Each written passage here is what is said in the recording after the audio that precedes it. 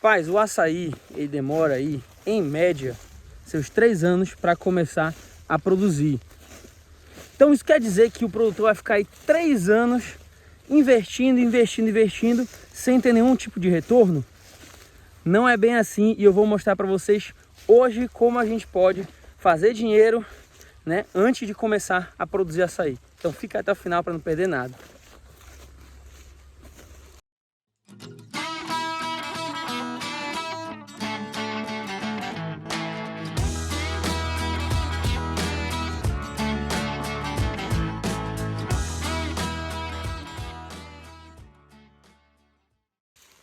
É isso mesmo, galera. Esse vídeo aqui eu vou mostrar para vocês uma forma de ganhar dinheiro plantando açaí numa propriedade de açaí, né? Sendo um açaicultor, mas sem produzir açaí ainda. Meio esquisito essa pergunta, né? Meio esquisito esse tema, na verdade. Mas é verdade, galera. E na verdade não tem nenhum mistério. Eu vou revelar logo de cara aqui para vocês, né? Eu acho que eu vou colocar até no título, então, do nosso vídeo aqui, então não vai ser mistério para ninguém. Eu vou estar falando hoje, pessoal, de consórcios com açaí, tá certo? Primeiro de tudo, quem não se inscreveu no canal, tira esse minutinho, a gente vai começar a falar bastante sobre isso. Eu vou explicar para vocês o que é um consórcio, quais são os consórcios mais famosos e que têm tido mais sucesso com açaí, como foi a nossa experiência com o nosso consórcio, que vocês estão vendo ali atrás. Vou explicar para vocês isso tudo, como a gente comercializa, como a gente faz o cálculo de rendimento, como a gente faz o cálculo que se vale a pena ou não. Então vai estar um vídeo completo. Eu realmente tive essa ideia, falei, não, vou fazer um vídeo completo para a galera. Então o mínimo que eu peço para vocês, a única coisa na verdade que eu peço para vocês é que se inscrevam no canal, curta nosso vídeo e deixe um comentário no final, beleza? Então vamos lá, eu vou passar muito tempo no sol nesse vídeo, então eu vou dar uma sentadinha. Deixa eu achar um lugar bom para sentar. Aqui, ó, tá bom. Deixa eu pegar essa caixa d'água aqui. Na verdade você tá aqui no chão mesmo. Então, galera, vamos lá. Deixa eu explicar para vocês. Vamos começar do começo, do zero, né? Para quem tá começando mesmo. O que é um consórcio, tá? Então, o que é um consórcio, galera? Eu vou dar uma definição aqui para que todo mundo consiga entender, tá bom? Não é nenhuma definição técnica, não é nada do tipo, tá certo? É uma síntese aí para que todo mundo entenda.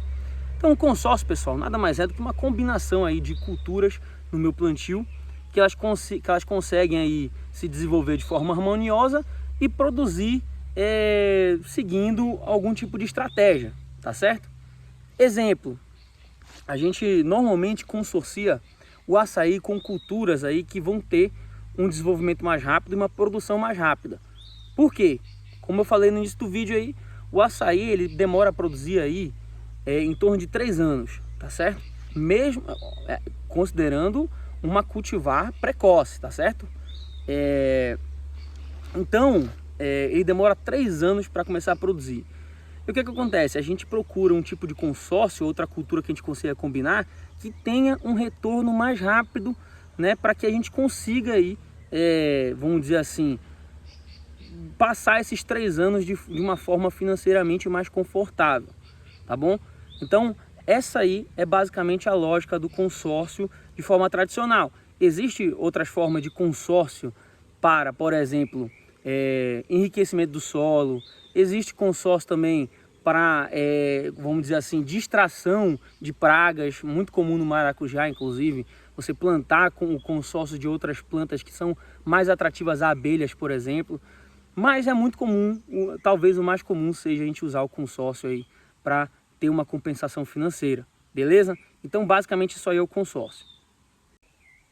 Então, para resumir essa nossa introdução, basicamente eu vou falar hoje sobre culturas que a gente pode combinar com o açaí, de tal forma que a gente consiga ter um retorno financeiro antes da própria produção do açaí, beleza? Tanto consórcios perenes quanto consórcios semi-perenes ou temporários, tá bom? Ricardo, aí tu me pegou. O que é esse tipo de classificação? O que é um consórcio perene, semi-perene ou temporário? perene, pessoal. Um consórcio perene é um consórcio que sempre vai ficar lá, ou seja, eu vou plantar meu açaí com aquilo e enquanto o meu açaí estiver lá, esse outro cultivo vai estar lá e acabou, tá? Semi-perene temporário são cultivos que muito provavelmente no futuro, quando o nosso açaí começar a produzir ou quando ele atingir uma certa etapa do seu desenvolvimento, nós vamos precisar tirar ele de lá, tá? Exemplo de consórcios perenes com açaí. Muito comum, cacau. Muito comum a gente encontrar isso. Banana pode ser perene ou pode ser temporário, tá, pessoal? Banana, normalmente a gente tem essa flexibilidade, tá certo? A gente pode adotar espaçamentos aí mais curtos, né? Porque o que acontece, pessoal? Por que no caso da banana, por exemplo, a gente consegue fazer isso aí, ser perene ou semi-perene? A gente pode querer diversificar realmente nosso plantio, então a gente adota aí uma estratégia perene e aumenta o espaçamento de tal forma que o sombreamento da banana não interfira no desenvolvimento do açaí. No caso da banana semi-perene ou temporário, a gente mantém um espaçamento aí tradicional, um espaçamento mais adensado do açaí, tá certo? Estou andando em círculo aqui, pessoal, por causa do sol, estou me escondendo um pouquinho do sol, porque já eu vou mostrar o nosso caso, e aí vai ser sol pra caramba, mas vamos lá. Então, banana semi-perene ou temporário, a gente pode manter um espaçamento aí, vamos dizer, de um 4x4, tá certo? Umas vezes, no caso, 3x3, se for plantar de forma individual, enfim. A gente pode adotar aí espaçamentos mais adensados, tá bom? E esse sombreamento da banana, a gente acaba utilizando ela para proteger o açaí da forte incidência luminosa, do sol pleno, tá certo? Então, a gente usa com esse intuito, mas depois a gente tem que tirar, porque muito provavelmente isso vai prejudicar o desenvolvimento da nossa planta, certo? Então, são dois exemplos aí muito comuns.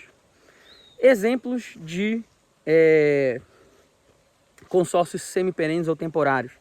Maracujá, que é o nosso caso, que eu já vou mostrar para vocês como a gente faz isso, toda a lógica por trás, tá bom? Tudo, vou falar tudo, pessoal. Fica aí que eu vou falar como a gente decidiu fazer isso, como é a questão de preço, comercialização, tudo. Fica tranquilo, para vocês entenderem isso aí, tá?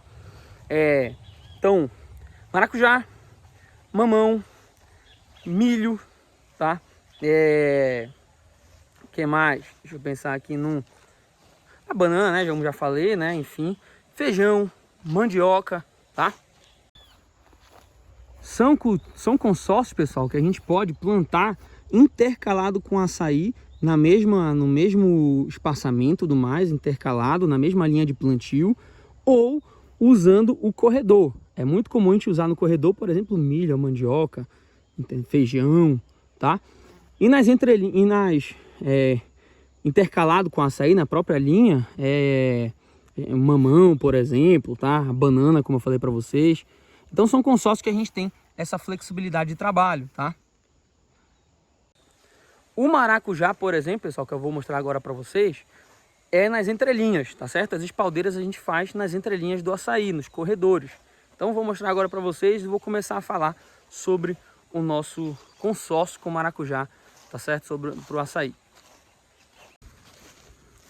Então, galera, no nosso caso, o consórcio que nós escolhemos, que a maioria de vocês aí que acompanham o canal já deve saber, é o maracujá. Nós escolhemos aí o maracujá para poder trabalhar aqui na nossa propriedade. Vou já explicar para vocês por que a gente escolheu o maracujá, dentre todas as outras, beleza? Mas nós estamos também fazendo um experimento no nosso pomar. Daqui a pouquinho eu vou mostrar para vocês com mamão também, tá? Então, aqui ó, nosso pomar de maracujá. Já vou virar a câmera pra gente conversar um pouco melhor. Tô ofegante, galera, aqui o serviço hoje tá puxado e o sol também não tá dando folga não. Mas, vamos lá. Então, nós escolhemos o maracujá. E aqui, ó, esse aqui, inclusive, tem bastante fruto espalhado pelo chão, porque a gente tava fazendo a colheita. Vou mostrar pra vocês aqui, dar uma geral. Esses frutos, pessoal, só para esclarecer, a gente colhe, tá? E coloca no chão só para poder fazer a colheita mais rápido, tá? Então, não estranhe o tanto de fruto no chão. A gente muitas das vezes não deixa nem eles chegarem ao ponto de cair. A gente colhe mesmo do pé, tá bom? Mas vamos lá, esse aqui, pessoal, que vocês estão vendo, esse paredão aqui, é o nosso pomar de experiência. E esse que vocês estão vendo, que os outros pés de maracujá estão crescendo, é o nossa expansão. Deixa eu chegar um pouquinho para mostrar para vocês aqui. Enquanto isso, ó, nossa colheita tá boa. Deixa eu chegar lá perto do nosso início da expansão. Pronto, aqui o final do nosso pomar de experiência, né? Aqui é a última planta. E aí já começa, ó, tanto de maracujá aqui no chão. E aí já começa aqui a nossa expansão, né? Vocês podem ver que já está adiantado. Aqui no outro lado vai ser mais 2 espaldeiras. Vocês podem ver também que a gente aproveita a própria irrigação do açaí, ó. Não sei se vocês conseguem ver aqui. A gente já tem vários vídeos sobre maracujá, pessoal. Eu vou deixar aqui embaixo na descrição e no comentário o vídeo aí sobre o maracujá que a gente tem do nosso pomar, da nossa expansão, beleza? Aqui, ó, galera. Então, aqui, nosso pomar de maracujá. De um lado, nosso plantio de açaí, tá certo? Com um espaçamento aí em torno de 1,20 m. Aqui vai ser mais uma linha. E ali já tem uma linha de açaí novamente. Então a gente pode fazer esse plantio nas entrelinhas, tá certo? Dá até mais espaço para a gente trabalhar. E a gente não precisa mexer com o espaçamento do açaí na sua linha de plantio. Então ali a gente pode manter o espaçamento que a gente quer, faz nas entrelinhas sem atrapalhar, tá certo? E né, pode chegar um momento que a gente tenha que tirar esse nosso plantio daqui. Do maracujá, muito provavelmente vamos tirar, né, quando o açaí começar a crescer bastante, porque começa a fazer uma sombra para o maracujá que não é ideal, tá certo? O ideal para o maracujá é bastante sol. Então, quando o açaí estiver bem alto, que não é o caso agora, vocês podem ver, né? Nesse caso aqui a gente pode manter, tá bom? Mas, quando começar a sombrear, muito provavelmente vamos ter que tirar ele daí. Mas aí, beleza. Agora a pergunta que não quer calar. Por que a gente escolheu o maracujá? Primeira coisa, pessoal, que a gente descobriu que já tiveram outros produtores de maracujá aqui nesse terreno, antes da gente adquirir, tá certo? E segundo o pessoal da região, deu muito certo esse plantio desse outro produtor. Então já era uma coisa a favor do maracujá, né? Já era um ponto para o maracujá entre as outras culturas, né? Segunda coisa que a gente analisou, pessoal, a flexibilidade de comercializar, né? O que eu quero dizer com isso? O maracujá a gente pode comercializar ele in natura, a polpa artesanal que a gente chama, ou polpa semente que o pessoal fala, que não é aquela... a gente mantém a semente da polpa lá, tá certo? E a polpa sem semente, né?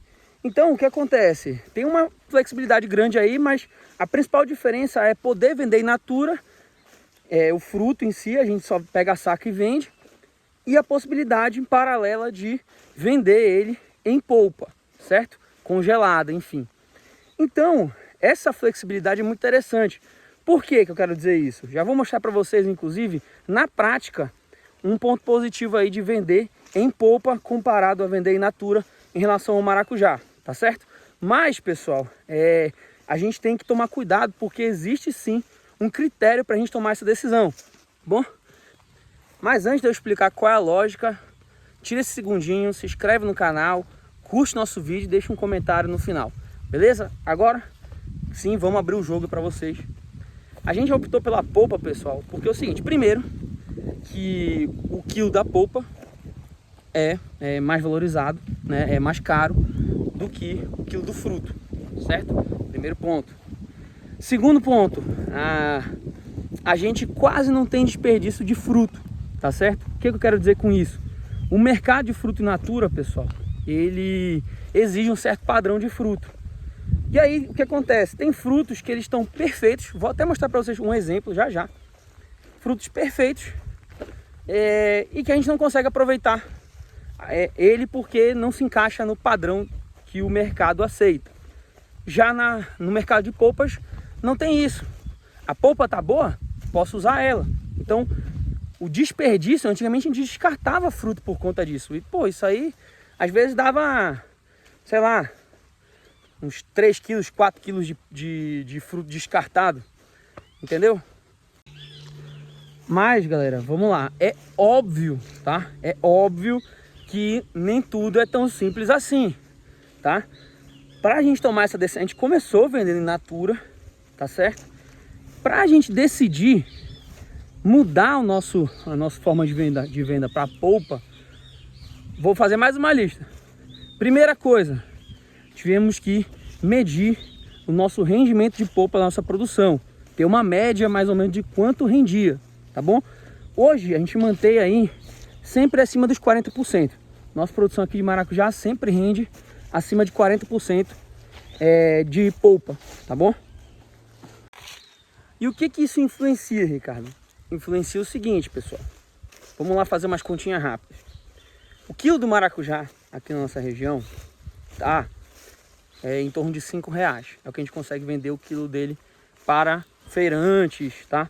Não estou falando preço de supermercado. Estou falando preço, por exemplo, de Ceasa, tá bom? Exemplo.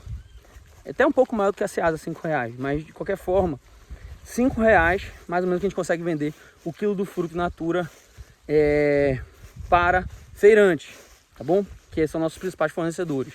Nossos principais clientes. Então, beleza. Vamos lá.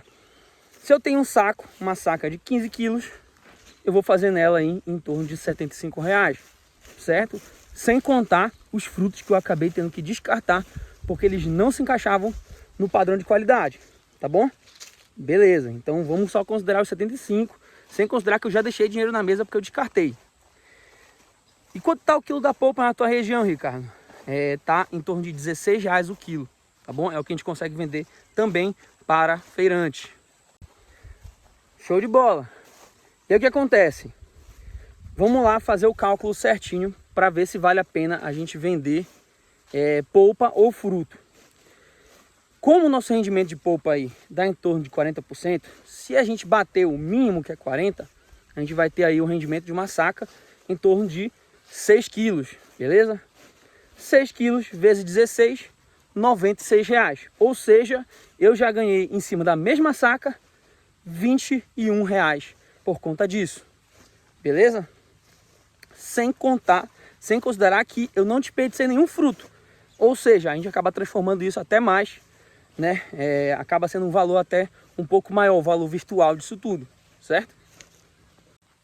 Mas, pessoal, se o meu rendimento, por exemplo, fosse de 30%, 20%, se a gente for fazer o cálculo, não compensaria eu vender polpa, beleza?